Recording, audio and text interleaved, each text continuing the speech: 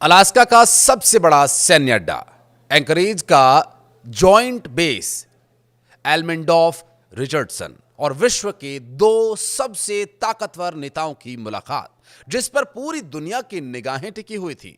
देखने में भले ही ये मुलाकात बहुत शांतिपूर्ण लगे, लेकिन दोनों ने भले ही बहुत सधे हुए बयान दिए हों, कुछ कुछ बातें ऐसी हुईं जिसे यह समझना मुश्किल नहीं है कि अब अगली मुलाकात तक कुछ बड़ा होने वाला है।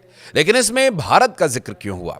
पुतिन तो पुराने दोस्त हैं ही, ट्रंप को भी भारत की याद क्यों आई? चलिए डिकोड करने की कोशिश करते हैं। नमस्कार, मैं हूं आशीष त्रिपाठी आपके साथ। और पुतिन के अलास्का पहुंचने से पहले ही उड़ानें थम गईं, होटल्स फुल हो गए, कैब्स की भी प्रॉब्लम होने लगी। और ये सब हुआ ट्रंप पुतिन की मुलाकात से ठीक पहले। और हो भी क्यों ना, ये वो जगह है जहां से शीत युद्ध के दौरान रूस पर, या यूं कहें कि उस वक्त के सोवियत संघ की निगरानी के लिए इस जगह को इस्तेमाल किया गया था। बहरहाल मौका था ट्रंप और पुतिन की मुलाकात का, और मुद्दा रूस यूक्रेन के बीच संघर्ष को विराम देने की बात करने का। लेकिन ऐसा कुछ हुआ नहीं। पुतिन ने सीधे तौर पर तो ट्रंप की बात मानने से इनकार नहीं किया, लेकिन बातों ही बातों में यह भी बता दिया कि उन्होंने बात मानी भी नहीं है।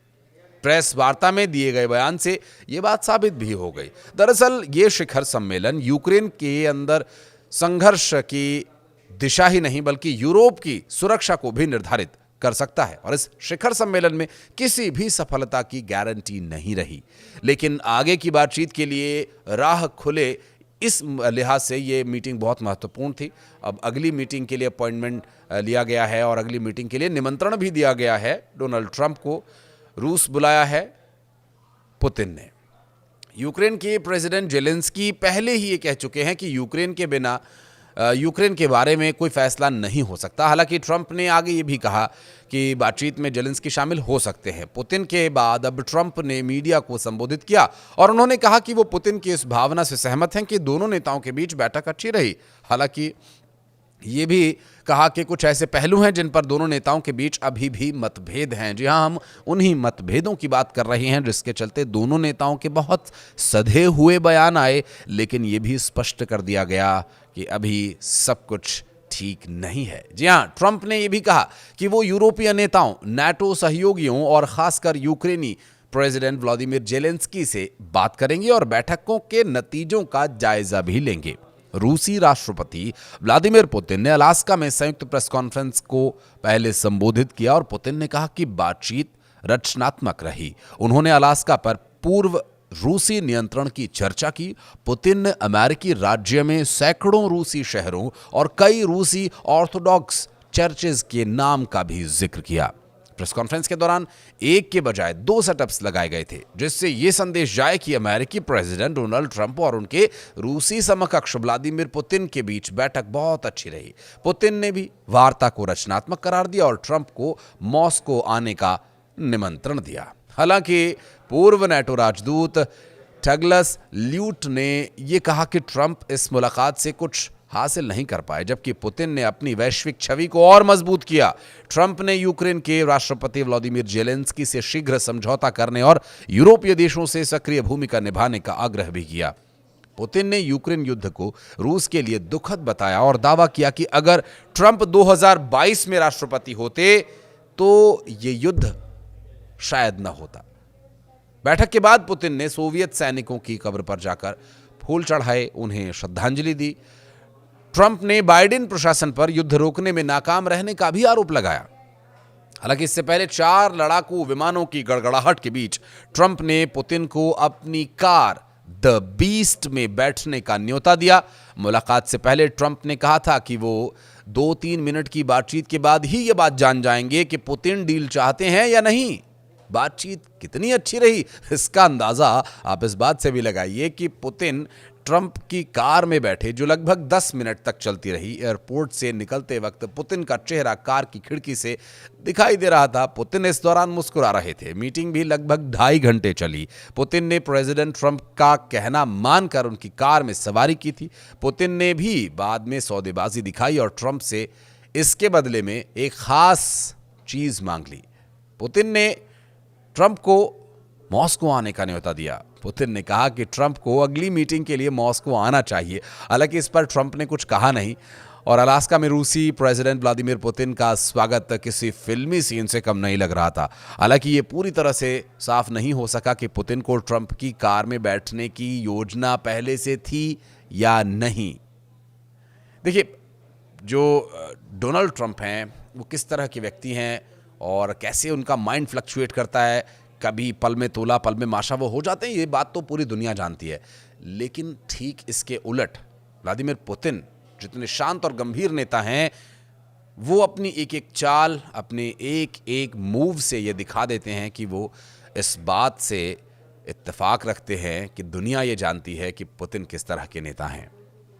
पुतिन ने इस पूरे टूर के दौरान बहुत गंभीर और बहुत कॉन्फिडेंट एक मैसेज दिया है।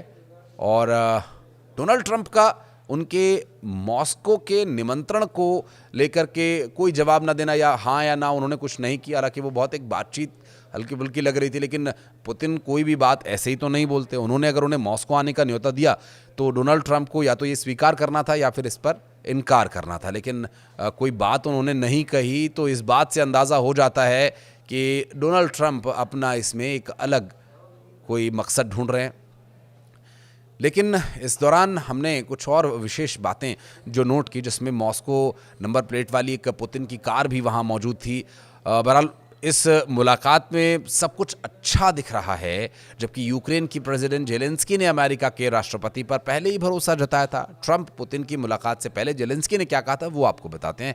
उन्होंने कहा कि सेना के पैर जमाने की कोशिशों का मुकाबला हो रहा है और जिन जगहों पर उन्होंने कब्जा किया हुआ है वहाँ से उन्हें हटाने का दबाव उन पर बन रहा है और हम अपने सहयोगियों को ज़मीनी हकीकत से अवगत करा रहे हैं।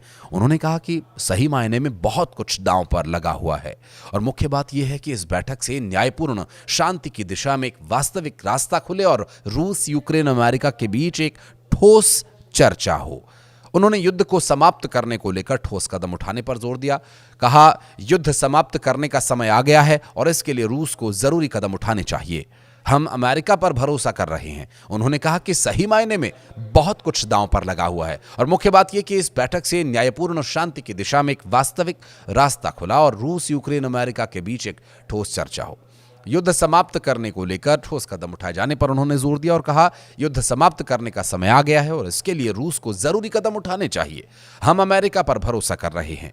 लेकिन ट्रंप के बयान से भी ये साफ हो गया कि वो युद्ध पूरी तरह से रुकवाने के मूड में फिलहाल नहीं है और शायद वो सिर्फ अपने को प्रासंगिक बनाए रखने के इरादे से इस मध्यस्थता का हिस्सा हो। क्योंकि ट्रंप ने कहा कि ऐसी संभावना है कि अमेरिका यूरोपीय देशों के साथ मिलकर यूक्रेन को सुरक्षा की गारंटी दे सकता है, लेकिन नेटो के रूप में ऐसा नहीं किया जा सकता क्योंकि रूस सीधे तौर पर नेटो के खिलाफ है। उन्होंने कहा कि शांति समझौते के तहत रूस को जमीन देने के फैसले को यूक्रेनियों को ये फैसला लेना होगा। और ट्रंप ने यह भी कहा कि मैं यूक्रेन के लिए बातचीत करने नहीं आया हूं, मैं उन्हें बातचीत की मेज पर लाने के लिए आया हूं।